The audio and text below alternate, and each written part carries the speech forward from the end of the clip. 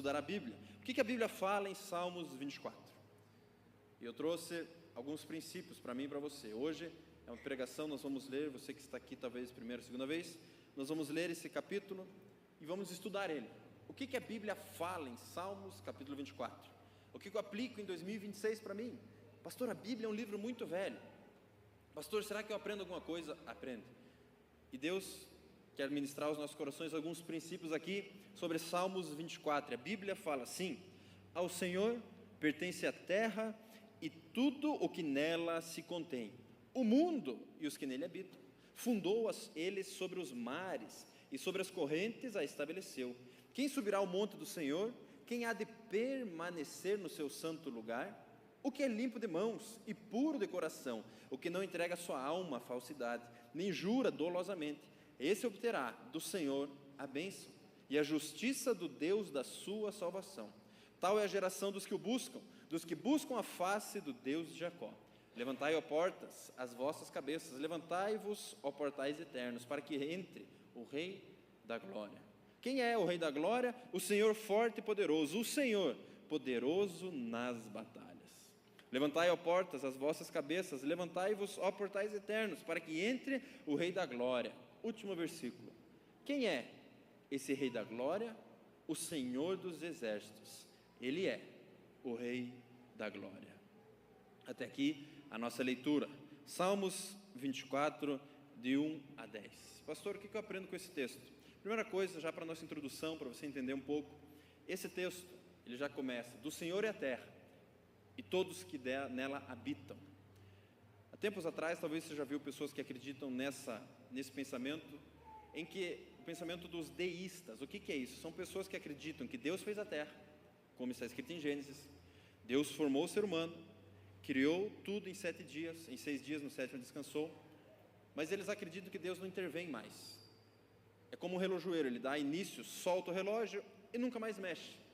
E não é assim que a gente crê. Porque eu creio sim que Deus intervém, Ele tem milagres para mim e para você. Esse grupo de pessoas acredita assim: não, Deus deu start e o que der, deu. Não é assim que eu e você cremos. Por isso que a Bíblia já fala, aqui o salmista escreve: do Senhor é a terra e todos os que nela habitam. É interessante que esse versículo também tem um outro extremo, tem um extremo em que Deus não mexe, não entra em cena, só que Ele intervém na criação, com milagres, com sinais, com prodígios. Você já não passou por algum milagre que, se não fosse Deus, você não estaria vivo? Sim ou não? São intervenções divinas, são momentos, o de repente de Deus, um milagre financeiro, uma sociedade, um casamento que é restaurado por causa de um milagre. Só que o outro extremo é aquele que são os deterministas, que assim, Deus faz tudo, eu não tenho opção de nada, inclusive vir no culto, não fui eu que escolhi, Deus mandou eu vir, não, você decidiu vir no culto, você decidiu pôr uma roupinha, passar um perfume, escolheu tênis e veio. Só que os deterministas acreditam dessa forma, e também não é a forma que a gente acredita, porque eles acreditam que Deus, você não tem escolha, Ele faz tudo, inclusive, e o problema dessa linha de pensamento é o pecado, que Deus até incentiva os outros a pecar, e não existe isso. Inclusive, um exemplo extremo de alguém embebedar-se, bater o carro e matar alguém. Não foi Deus, não. Pastor, mas então o que a gente crê? Nós cremos que Deus sim, Ele fez o céu e a terra, mas nós cremos no livre-arbítrio. E eu creio que existe uma linha invisível, a mão poderosa de Deus, que conduz os meus e os seus dias. Essa é a beleza da vida cristã. Existem momentos que Ele intervém. Agora Ele intervém quando Ele quer, como Ele quer e da forma que Ele quer. Então, esse texto já nos mostra: do Senhor é a terra e todos os que nela habitam. Eu e você temos sim esse livre-arbítrio, ou amplo arbítrio, porque nós não podemos ir contra as leis da física ou atravessar uma parede, mas muita coisa a gente escolhe. Então, esse texto já nos mostra que Deus é soberano, Deus é onipotente, Deus é onipresente, Deus é onisciente. Mas continuando com o nosso texto, Salmos 24, segundo teólogos, pesquisadores, ele está relacionado a 2 Samuel 6. O que é 2 Samuel 6? Quem escreveu Salmo 24? Davi, rei Davi. 2 Samuel 6, o que acontece? É quando a arca da aliança, a presença de Deus, ela sai da casa de Obed-edom e vai para o lugar que ela está destinada a a ir. Você pode ler 2 Samuel 6,13, quando sai da casa de Obed-edom e vai atrás das cortinas do monte Sião. Então, Salmo 24 é um cântico de vitória. Sempre que tinha uma festa, júbilo, conquista, Salmo 24 era um hino que era cantado, era uma música, era uma canção. Você percebe como um capítulo tem tanta história, nos ensina tanto. Está relacionado a 2 Samuel 6, também Salmos capítulo 15. Só que o mais incrível desse texto, Salmos 24, e aqui eu quero que você preste atenção, Davi foi inspirado por Deus para descrever as cenas dos próximos capítulos teus e meus. Muitos desde os tempos antigos consideram esse texto uma imagem celestial. Que imagem é essa, pastor?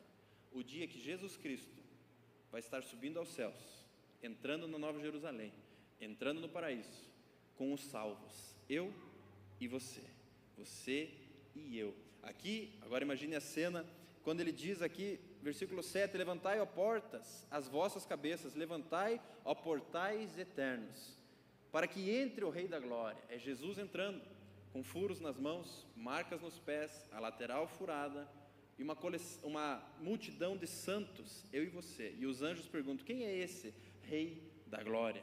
Quem que está entrando? Que portais eternos se abram? Quem é esse Rei da Glória? O Senhor dos Exércitos, Ele é o Rei da Glória. Querido, Salmo 24 é profundo, é incrível, porque eu e você fazemos parte desse texto. No momento, e eu consigo assim imaginar, fiquei em casa tentando, eu e você junto com Jesus entrando nos portais eternos. Imagine a festa, a alegria, a vitória, que isso vai ser uma imagem celestial. Mas o que mais isso nos ensina, eu já vou para os pontos para você anotar. Do Senhor é a terra e tudo o que nela se contém. Sabe o que eu aprendo aqui? O amor de Deus é universal, é para todos, não é preso a só um país, a divisas geográficas. Alguns pensam, não, é só um povo que é escolhido. Não, Ele ama o Brasil, Ele ama a Venezuela, Ele ama os Estados Unidos, é o mundo. Do Senhor é a terra. O amor de Deus, queridos, não é preso a um povo, um limite geográfico. Alguns pensam, não, só a casa do meu vizinho é abençoada. A sua também é, amém? Não, só a casa do meu chefe que é abençoada. Não, a sua também. Do Senhor é a terra e todos os que nela habitam. Então, o amor de Deus é para todos, o cuidado de Deus é para todos. E é interessante que Gênesis 4,17 mostra a primeira cidade fundada por Caim. Quando um homem vai montar uma cidade, ele procura um lugar estável, rochoso, que dê para construir uma cidade. Só que 24:2, a Bíblia fala que Deus fundou ele sobre os mares e sobre as correntes a estabeleceu. Pastor, o que isso me ensina? O poder imenso, infinito de Deus. Eu e você precisamos de lugar estável para viver. Deus pega água e transforma na terra. Você percebe, Salmo 24, o poder de Deus, a profundidade, como nós podemos aprender com isso? Charles Spurgeon, ele fala desse texto. Em casa você lê Salmo 22, 23 e 24. Nós já vamos para os pontos aqui para você anotar. É uma trilogia. Salmo 22, se você ler, fala do sacrifício de Jesus na cruz, as dores de Jesus na cruz. Pode ler, é uma descrição do que Jesus passou na cruz. Salmo 23, muito conhecido, o bom pastor, Jesus Cristo. Salmo 24, a ascensão gloriosa de Jesus. Então, é uma trilogia. E Charles Spurgeon, ele fala que no Salmo 22, Davi tangeu notas tristes, no 23, notas de paz, mas no 24, emitiu melodias majestosas e triunfantes. Queridos, Salmo 24, pastor, muito legal, mas o que eu aprendo com isso? O que eu faço com essas informações? Primeiro ponto da nossa mensagem, você que gosta de anotar, aqui está o primeiro ponto para você levar para o seu janeiro em 2026. Nem todo lugar exige a mesma postura. Nem todo lugar exige a mesma postura. Pastor, não entendi. Postura, palavra-chave para você levar para sua casa, postura. Salmos 24:1, ao Senhor pertence a terra e tudo o que nela se contém. Mas vai para o versículo 3, quem subirá ao monte do Senhor? Ele faz uma pergunta. O que muda? Habitar na terra. Nasci, você já está habitando. Todos habitam. É para todo mundo. Agora, subir ao monte do Senhor, entrar na presença de Deus, muda a postura. É outro nível, é outra coisa, é outra conversa. Então a postura é fundamental. Deus é dono de toda a terra. Na terra todos vivem, crentes e não crentes, justos e injustos. A Bíblia fala em Mateus 5,45, porque Deus fez nascer o sol sobre os maus e sobre os bons, faz chover sobre justos e injustos. Ou seja, para viver na terra, você já está vivendo. Quem subirá ao monte do Senhor? E Davi, e essa pergunta chega até nós em 2026, nem todo lugar exige a mesma postura. A terra é um lugar comum, o monte do Senhor é um lugar sagrado, é um lugar alto. Pastor, como assim? Quando você for fazer a sua devocional em 2026, ao ler a Bíblia, compre uma Bíblia de papel. Eu sei que hoje tem muito iPad, iPhone, coisa, mas isso aqui, e valorize cada leitura, cada página, assim, se delicie na palavra. Pastor, eu não consigo entender. Comece pelos evangelhos, Mateus, Marcos, comece por João. Quem subirá ao monte do Senhor? A postura muda quando Deus chega. E a minha oração é que nós possamos mudar de postura ao entrar no seu momento devocional, ao entrar na igreja com honra, com temor, com reverência. Esse é um lugar sagrado, é para Deus que a gente vive. E às vezes a gente acostuma. Você vai na sua casa, você anda como você quer, tá certo? Mas você recebe um convite para um casamento, ou para uma audiência, ou para algo importante, você muda a sua postura. E quantas vezes a gente entra na presença de Deus de qualquer jeito, do jeito que foi.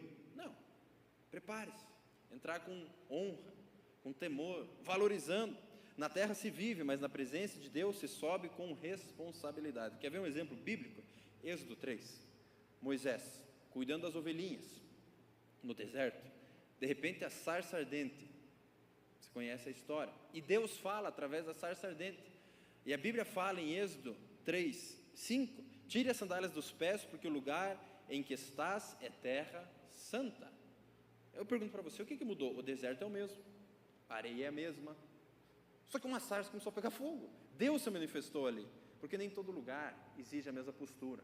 Ali Jesus aparece, Deus aparece e a postura muda. Querido, 2026 eu creio que Deus vai aparecer para você, de repente, seja no trabalho, no ônibus, ouvindo uma mensagem, de repente você vai ter assim, preste atenção, valorize, honre, chegue com ousadia, mas com honra, a presença de Deus, a postura precisa mudar. O que mudou? A presença. Quer ver outro exemplo? Lucas, a pesca maravilhosa, Lucas 5, Pedro passa a noite pescando, pega alguma coisa? Não. Chega Jesus e a pesca maravilhosa acontece, e ele enche as redes de peixe. Pergunto para você, o que mudou? O lago é o mesmo, o barco é o mesmo, só que Lucas 5,8, Simão Pedro prostrou-se aos pés de Jesus e disse: afasta-te de mim, Senhor, porque sou um homem pecador. Mudou a postura. Que eu e você possamos mudar a postura perante algumas situações de 2026, amém? Não mudou o barco, era um dia de trabalho normal, igual o teu amanhã, igual o meu, igual o de todos, era um dia cotidiano, até que a presença aparece. Outro exemplo bíblico, a mulher com fluxo de sangue. A Bíblia diz que ela era doente há anos, fraca, até que ela tocou nas vestes de Jesus e foi curada instantaneamente.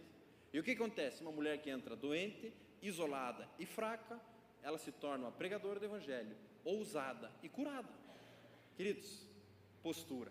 Que eu e você aprendemos aqui com o Salmo 24, com Davi. Quem subirá ao monte do Senhor? E eu falo isso não por peso, mas é para a gente valorizar, honrar os tempos que a gente vive, a geração que a gente está. Eu me incluo nessa. É assim, se der Deus, se não der, não deu também, e troca, e vai, e volta. Não. Deus está nos chamando, ei, eu tenho algo mais sublime para você. Pastor, mas você não me conhece. Pastor, eu não mereço nem estar aqui. Ei, você merece, Deus tem um plano e Deus tem perdão para você. Só que a postura ela é fundamental. E aqui eu aprendo com Davi, que quando Deus toca, Jesus toca, a vida muda e a postura muda também. Amém? Nem todo lugar exige a mesma postura. Que eu e você possamos entrar na igreja, no grupo familiar, na sua devocional, com esse pensamento: Deus, fala comigo. Hoje, se for fazer devocional hoje à noite, fala comigo. Hebreus 12, 28, pelo qual sirvamos a Deus de modo agradável, com reverência e santo temor. Salmos 104, entrai pelas portas suas portas com gratidão. Eclesiastes 5:1, guarda o teu pé de entrares na casa, guarda o teu pé quando entrares na casa de Deus. Postura. E nesse período de férias eu assisti alguns filmes de guerra, e tem um, Até o Último Homem, que ilustra muito bem esse aqui. Não sei se você já assistiu, mas é uma história real, de um homem que vai para a Segunda Guerra Mundial sem arma, e ele é o primeiro homem a ser condecorado, recebe as mais altas honrarias, porque a história conta, e o filme mostra com clareza, que numa batalha sangrenta, sem arma, ele salva 75 homens de ser mortos, de ser feridos, e ele leva para a sua base. Quantas vezes a gente precisa mudar a postura? Talvez você é acostumado a usar arma no seu dia a dia, e esse filme mostra aí, vou mudar a postura, eu não vou sem arma, eu vou na confiança em Deus, eu creio em Jesus Cristo. Então 2026, valorize a postura, preste atenção à postura que você tem. E o segundo ponto, no versículo 3, nós lemos: quem subirá ao monte do Senhor? Quem há de permanecer no seu santo lugar? E essa palavra permanecer saltou aos meus olhos, e o Espírito Santo me inquietou, falou: Andrés, é o ano de permanecer. Segundo ponto, você que gosta de anotar, o primeiro, postura, o segundo, permanecer. Queridos, como eu disse, muito fácil trocar, muito fácil atualizar, muito fácil nos dias de hoje, mas permanecer fiel, permanecer alegre, permanecer no perdão, permanecer feliz com Jesus, permanecer crendo nos milagres, esse é você, esse sou eu. 2026, que a gente possa permanecer. Perseverança. Quantas pessoas trocam de emprego muito rápido, de igreja, de casamento? Não deu, troca. Então não vim no 7º casamento, não deu. Cara, tem algo errado. Mas não é verdade. E aqui a Bíblia é muito clara: quem há de permanecer no seu santo lugar? Minha oração é que nós possamos permanecer no perdão, permanecer crendo, permanecer alegre, permanecer crendo na bondade de Deus. Enquanto eu preparava esse texto, talvez você veja aqui hoje pensando em desistir, ou não acredito mais tanto assim. Permanecer crendo na bondade do Senhor. Permanecer. Mais um ano que começo, mas eu permaneço crendo no Senhor. Amém? Permanecer é uma chave. Só que a resposta está no versículo seguinte: quem há de permanecer no seu santo lugar? E a resposta está no versículo seguinte. E pasmem vocês, não fala de idade, não fala de sexo, não fala de tempo de igreja, não fala se é pastor ou não. Qual que é a resposta? Aquele que tem puro coração e limpo de mãos. Quem há de permanecer no seu santo lugar? O que é limpo de mãos e puro de coração. Davi responde: 2026 é o ano para a gente ter coração puro e mãos limpas. Coração puro e mãos limpas. Pastor, o que significa em 2026? Quando Davi escreve isso, ele define o ser humano por completo. Mãos fala do que aparece, parte externa. Você está fazendo, trabalhando, construindo, executando. Mãos limpas, clareza no que você faz. E puro coração é o que ninguém vê. É aqueles pensamentos, sentimentos que ninguém vê, mas Deus vê. E quando Davi escreve isso, é como se ele dissesse: ei, sabe qual é a resposta? Vida. Vida com Jesus. Coração puro e mãos limpas. Esse é o segredo para permanecer. Deus não está buscando só as mãos, mas Ele busca o coração. E Ele busca o coração com as mãos limpas. Que eu e você em 2026 possamos permanecer. E a Bíblia fala em Mateus 7:21, quando Jesus está ensinando seus discípulos, e eu quero fazer essa leitura rápida, que mostra certinho o que é mãos limpas, puro coração. Mateus 7:21, nem todo o que me diz Senhor, Senhor, entrará no reino dos céus, mas aquele que faz a vontade do meu Pai que está nos céus. Muitos naquele dia dirão: Senhor, Senhor, porventura nós também profetizamos em Teu nome, expelimos demônios em Teu nome, em Teu nome não fizemos milagres? Então lhe direi: nunca vos conheci, apartai-vos de mim, os que praticais a iniquidade. Pastor, são palavras duras de Jesus, sim, na verdade atordoantes. Imagine ouvir isso de Jesus, mas isso encaixa perfeitamente com Salmos 24. Puro coração, mãos limpas. O que define um cristão? Não é o que ele fala. Às vezes a gente fala bonito, né? Tem um sotaque, fala mania de crente, é bonito de ver, conversar, não fala palavrão. Só que esse texto fala que Jesus, naquele dia, no último dia, Senhor, Senhor, A pessoa conhecia Jesus, fala com paixão, fala com certeza, Senhor, Senhor, mas um crente de verdade não é definido pelo que ele fala, mas sim a quem ele obedece. Então a gente aprende aqui cuidar das palavras. Nesse período de férias, num almoço, estava a família inteira reunida e tinha pessoas ali que nunca foram na igreja, nunca pisaram em nenhuma igreja, não sabe nada. E a gente começou a conversar, e daí o assunto de igreja entra no meio. Não, porque minha ovelha gosta de Coca-Cola, porque minha ovelha gosta de comer lasanha, porque minha ovelha, a gente precisa orar que ela está no hospital. E daí essa pessoa que não conhece nada, mas ficou assim, eu vi que ela estava perdida. Vocês têm ovelha? Ovelha que come lasanha? Ovelha que come coca? Está no hospital? Eu falei, não, Jesus é o bom pastor, as ovelhas é o grupo da igreja, são as pessoas que a gente cuida, ora. Mas só porque a gente fala bonito não quer dizer que é cristão. Essa é a lição. E eu fiquei, Deus, é verdade. A segunda coisa que a gente aprende aqui, que um cristão de verdade não é aquilo que ele faz. Deus está interessado em quem você é. Porque aqui, mãos limpas, puro coração.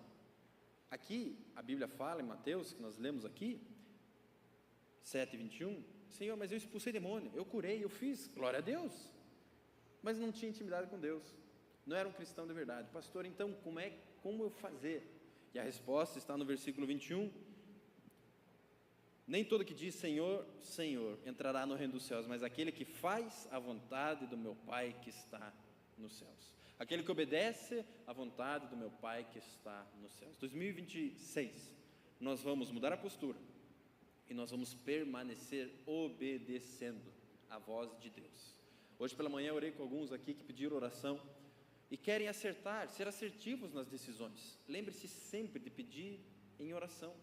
Tem curso, tem coach, tem técnica, tem tudo isso. Mas obedecer à voz de Deus é a solução. Obedecer à voz de Deus é 100% de acerto. Minha oração é que 2026, essa semana ainda, você possa ouvir através de um sonho. Talvez alguns aqui precisam tomar decisões. Peça, Jesus, eu quero obedecer a sua voz. Abro ou não abro? Fecho ou não fecho? Vou para lá ou não vou? Obedecer a voz do poderoso Deus. Salmo 51, Davi, o mesmo Davi que escreveu o Salmo 24, faz uma oração. Cria em mim, ó Deus, um coração puro. Que essa seja a nossa oração. Cria em nós, ó Deus, um coração puro. Um coração puro, sem mágoa, sem rancor, um coração puro. Cria, ó Deus, em mim um coração puro. Deus começa de dentro para fora. Que nós possamos, de fato, cuidar do coração e ter mãos limpas. O verdadeiro cristão não é o que fala, não é o que faz. Pastor, mas eu ajudo nas crianças, e bem na minha vez vem aquela bem mais bagunceira.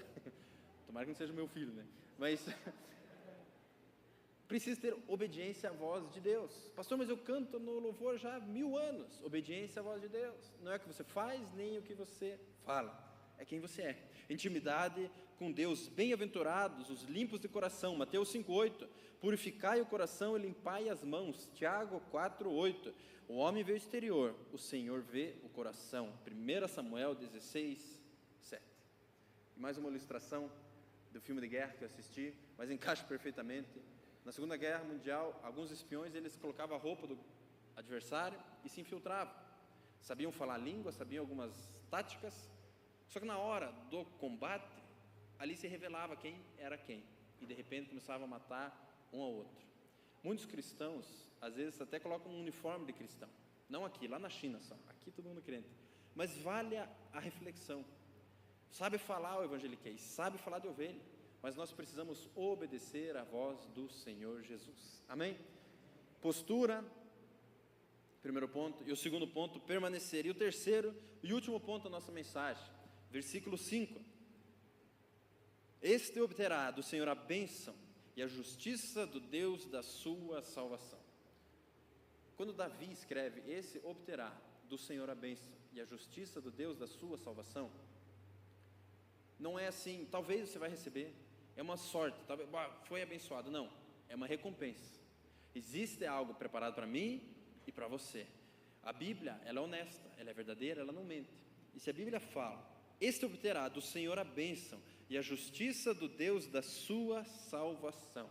O que é isso? Pastor, eu quero essa bênção e eu quero essa justiça. E eu, para encerrar essa mensagem, eu fui buscar, Deus, que bênção é essa? Que justiça é essa? que eu posso? Que recompensa é essa? Se Davi escreveu isso para nós, o que eu aprendo com isso? É uma promessa. Este receberá, não é uma hipótese, é uma certeza. Não é talvez, é certeza.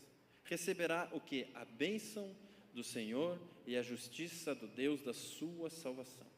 Vamos primeiro para a bênção. O que é a bênção de Deus? A Bíblia fala em Provérbios 10, 22, a bênção do Senhor enriquece e não acrescenta dores. A bênção de Deus carrega paz, direção e favor. Mas o original aqui, a palavra bênção, a origem dela, favor concedido por Deus, capacitação divina, liberação divina, Deus soprando vida sobre tudo que somos e fazemos. E esse é o mais importante. É como se Deus pegasse você e soprasse vida em tudo que você faz, tudo que você toca, tudo que você vai fazer, amém? É Deus soprando vida, essa é a bênção de Deus, é vida sendo soprada sobre a sua vida, sobre a minha vida. É minha oração que nós possamos sentir de fato, essa semana, uma brisa suave, conduzindo as nossas decisões. Uma brisa suave, nem sempre é fácil decidir. A vida exige muitas decisões, e eu sei que nem sempre é fácil, às vezes dolorosas, mas a bênção de Deus é vida sendo soprada sobre a nossa vida, que eu e você possamos receber a vida de Deus em nós. A bênção bíblica não é apenas ter coisas. Alguns acham, ele é abençoado porque tem carro novo. Não, a bênção de Deus é muito maior que isso, é vida sendo soprada sobre a sua vida, é ser assertivo nas decisões, no casamento, Deus soprando vida. Não é sorte, não é mérito humano, mas o que essa bênção inclui? Bênção espiritual, bênção emocional, bênção relacional, que nós possamos em 2026 ter relacionamentos saudáveis, relacionamentos que nos conduzem à vida. Chega de alianças que te arrastam para baixo, sugam energia. Bênção emocional, quantas pessoas num alto e baixo, constante, nos dias de hoje, muita gente lutando com depressão, ansiedade. Bênção emocional, e Deus tem isso para mim e para você. Essa bênção inclui espiritual, bênção emocional, bênção relacional, bênção vocacional. Talvez hoje você está aqui e alguns estão fazendo vestibulares. Bom, já passou, mas estão na época do vestibular. Deus é um Deus que tem bênção vocacional para você. Pastor, eu não sei para onde eu vou. Deus tem essa bênção vocacional, direção, propósito e frutificação. E justiça, para nós caminharmos para o fim. Deus é um Deus que tem bênção para mim e para você. Mas Deus também tem justiça. Não é que Deus está julgando. O que significa essa palavra? Justiça nesse texto, no original, posição correta diante de Deus, restauração da ordem original, alinhamento com o padrão dos céus. Justiça aqui não é Deus julgando, é Deus te reposicionando, Deus colocando você no lugar que você deveria estar. Pastor, como assim? Gênesis mostra Adão e Eva, alguém que tinha acesso a Deus, alguém que tinha uma herança, alguém que tinha livre acesso a Deus, e tudo isso foi jogado fora, afastado de nós por causa do pecado. Mas a justiça divina, a justiça de Deus é colocar você e eu de novo nessa posição de filhos. A justiça de Deus é recolocar você e eu na posição de filhos. Talvez você veja aqui hoje pensando, pastor, mas será que tem espaço para mim? Tem. Pastor, mas será que eu posso recomeçar com Deus? Sim. Mas pastor, eu sou filho mesmo? Sim. É o que a Bíblia nos ensina, nos reconecta à posição de filhos, nos restaura a filiação. Em Adão, nós tínhamos identidade, autoridade, acesso e herança. O pecado rompeu com isso. 2026, eu creio que nós vamos ter identidade, autoridade, acesso e herança. A justiça de Deus é a bênção, vida sendo soprada sobre a sua vida. E justiça, você saber que você é filho amado de Deus. Quando uma notícia estranha vier, algo que você não esperava, lembre-se, Deus não te abandonou. Você continua sendo filho amado de Deus, posição restaurada. E eu quero ler com vocês esse versículo, e aqui eu encerro, o louvor pode subir, Romanos 5,19, Romanos 5,19, que encaixa perfeitamente com esse momento final, e aqui encerramos Salmos 24, nos ensina tanto, postura, permanecer, bênção e justiça. Veja o que está escrito, porque pela desobediência de um só homem, muitos se tornaram pecadores. Assim também, por meio da obediência de um só, muitos se tornarão justos. Adão pecou, você nem estava lá, nem eu. Mas nós herdamos o pecado, separados de Deus. Mas, pela obediência de um só homem, Jesus Cristo, muitos se tornarão justos, reposicionados como filhos amados de Deus. Amém? Você recebe essa palavra no seu coração? Salmos 24, postura, permanecer e a promessa de bênção e de justiça. E a última ilustração, lembra lá no começo que eu falei que esse Salmo 24, ele encaixa com 2 Samuel 6, quando a Arca da Aliança estava na casa de Obed-Edom. E aqui é para você levar esse versículo para casa, levar a presença de Deus para a sua casa. Veja que a Bíblia fala em 2 Samuel 6, quando a arca estava na casa. O Senhor abençoou a casa de Obed-Edom e tudo o que lhe pertencia. Essa é uma promessa para mim e para você. Quando você leva a presença de Deus, não só aqui no culto, para a sua casa, a bênção de Deus, o Senhor abençoou a sua casa e tudo o que lhe pertence. Você recebe, você leva essa presença de Deus para a sua casa. Salmos capítulo 24, texto profundo, incrível e inspirador. Amém?